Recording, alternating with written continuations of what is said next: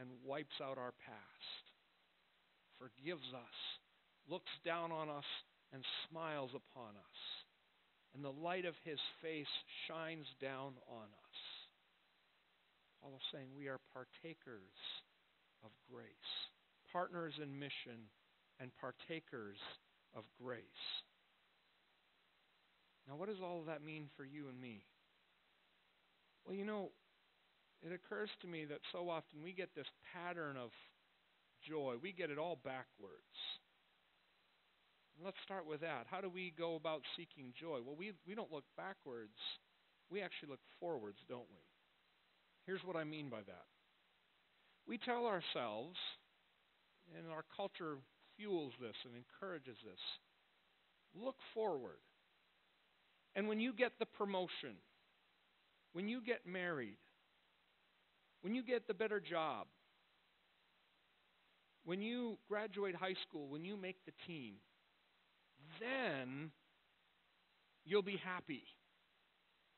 And then maybe you'll be thankful. Do you see how we do that? We look ahead. We look to the future, and our happiness so often depends on what will be in the future, what we'll accomplish, what we'll achieve, what we'll earn, where we'll be. And if we could just get there, we say, then I'll be happy. And then maybe we'll be thankful too if we remember to be grateful. What if we flip that back? And what if we learn Paul's pattern for joy? What if you and I got into the habit of looking backwards? What if you and I got into that habit of thinking back to the ways that we've seen God working in our lives? What if you and I got into that habit of thinking back to the ways that we have seen God be faithful to us? To the ways that we've seen God provide for us? What if we got into the habit of remembering and then being thankful? When you look back and you remember how God walked with you through difficult times, be thankful to God.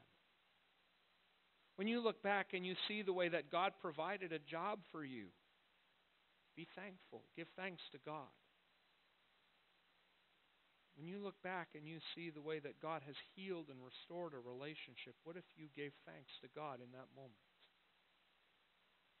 I suspect we begin to experience the joy that Paul is talking about here. And you know what? Like Paul, we have this bedrock of joy. We can look back and no matter what else may have happened in our lives, no matter how else things may not have worked out the way we'd hoped, we still have this bedrock. It's the same bedrock of joy that Paul appeals to. We too are partakers of grace and partners in mission, aren't we? If nothing else is true, if our faith and hope and trust rest in Jesus Christ, then we are partakers of grace. Stop and let that soak in for a moment. Because of Jesus, God looks down at you and smiles on you. He delights in you. He says, "You are my child, and I love you enough to die for you.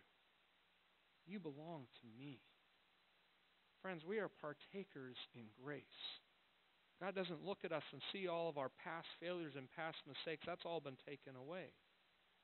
God looks at us through the lens of Jesus Christ and sees us as His perfect children through Christ.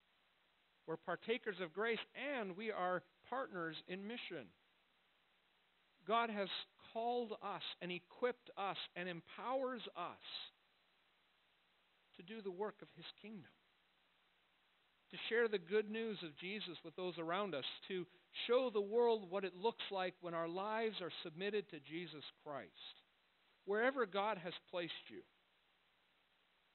in an office, in a classroom, in a community, in government, politics, science, art, wherever He has put you, do you realize that you are a partner in God's mission in this world?